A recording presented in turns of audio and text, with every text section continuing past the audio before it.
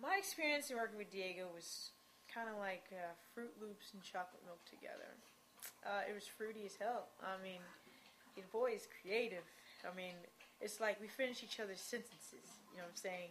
Like, I give an idea, he's like, yeah, and we'll put something together. It's kind of like, you know what I'm saying?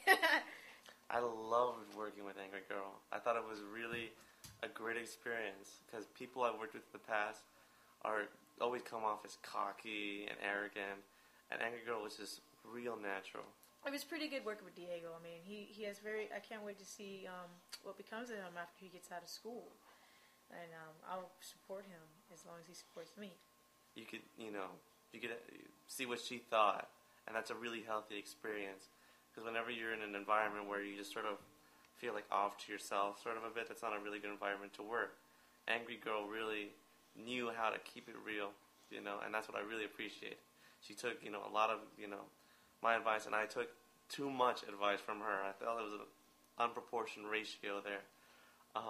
She's just lots of fun to work with, and, she's really imaginative, and I would love to see her, expand and see what she can do.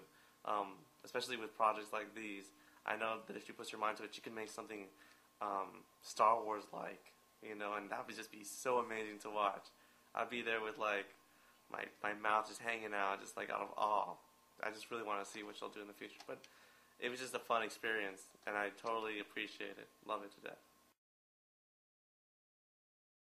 The program that I use for our project is called Effects Lab Pro. I stumbled upon it because I wanted to do more of a green screen. I wanted to observe about it. I was telling Diego about a green suit that I got, and it's pretty uncomfortable, but it really gets the job done. I stumbled upon it. I went to tapetube.com, and I saw a video on the internet, and I was like, awesome, let me see what this program does. So I got the program with the suit, and it has a lot of engines for everything. It was just difficult because they don't have a book on it.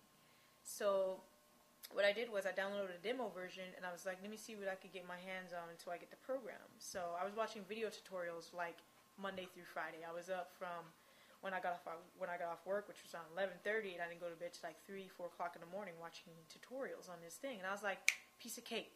As soon as I got the footage, it was like I was a professional. And I told Diego I can do something really cool with it. So I told him, let's do something crazy. I wanted to play with it a little bit, and he's like, okay. So I put it together. I showed him some demo stuff that I did, and everyone was like, ooh and ah, and I'm like, cool. So the keying on that program is really hard. It's like between Premiere Pro and that program is difficult. So what I did was I tried to mess with it as much as possible and finish the rest in Premiere Pro, but I got most of it great.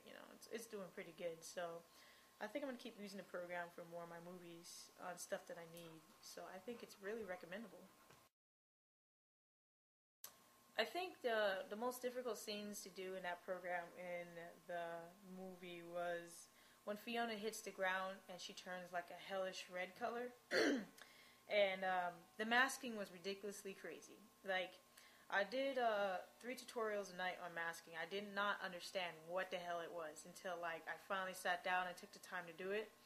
What it is like when she went down to the ground, what I did was I used a background and I inverted it, and I made a mask around her body and inverted the clip. I had to animate it, and then I had to invert it. And then after I did that, it made only her body glow instead of the background. You know what I'm saying?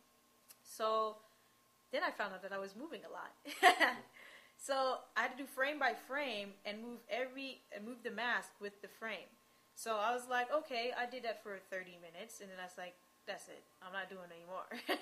Because it's really hard to do, and you got to have patience. And my patience was running short because I wanted to get Diego his movie, So what I did was I sat down. I was trying to figure out, let's see, Fiona was all into fire. There's different modes that indicated fire. There's all kinds of presets. There's like the desert preset, which gave off a really hot color. Then there was the hot summer preset. Then there was the hellish glow, which I was totally stoked about that. What I do is I go through the presets, and it shows you how to make it. But I just like, oh, I'm not going to do it. I'm just going to tweak with it a little bit. So what it is like, it's kind of like a neon. And they just added a bunch of filters on it so it looks like it's red and it's glowing. So I did that mask for a little bit. I moved it up, and then I added another thing on top of it, the flames that went around her. So it looked like she's powering up, like in Dragon Ball Z. So it looked really good. I did that in the first clip, but then I couldn't do it in the second clip. I was like, oh man, I lost my patience. I couldn't do it in the second clip. So I just added a little more glow to the hellish glow in the last clip when she's powering up, and then I didn't add the fire because it was just too difficult for me to figure out how to do that. So it was, the masking was pretty hard too, because I had to make sure that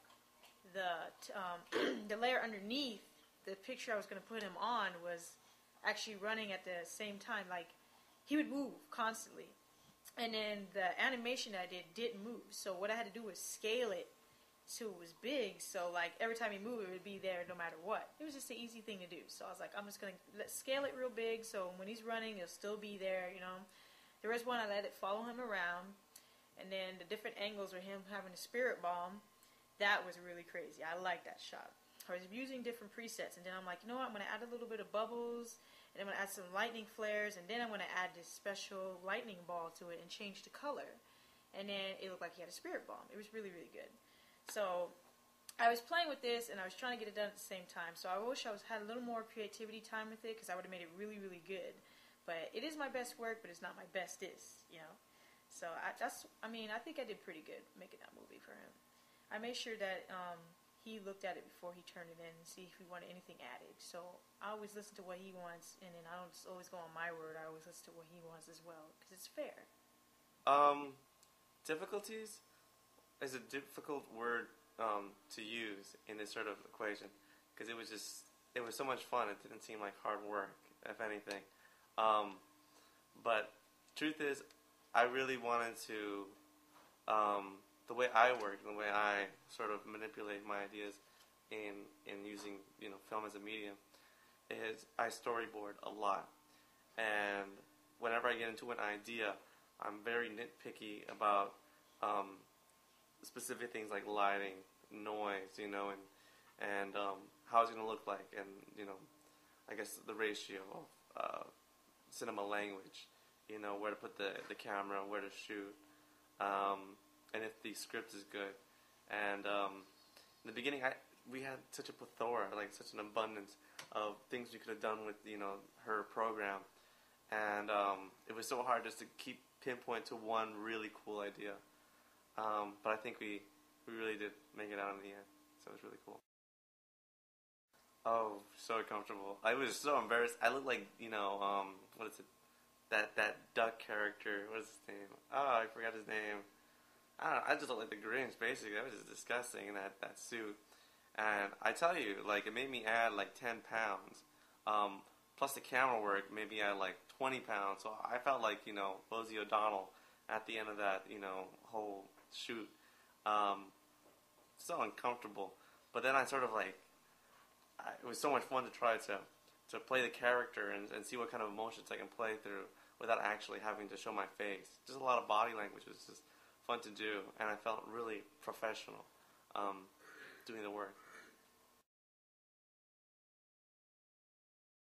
Definitely. I have a lot of ideas coming around my head right now, and I know that with the proper sort of training, we can do something pretty good. I think we can do something really classic, something that a lot of other people don't have the opportunity to do, because we have these resources and this networking that's just phenomenal in this kind of setting,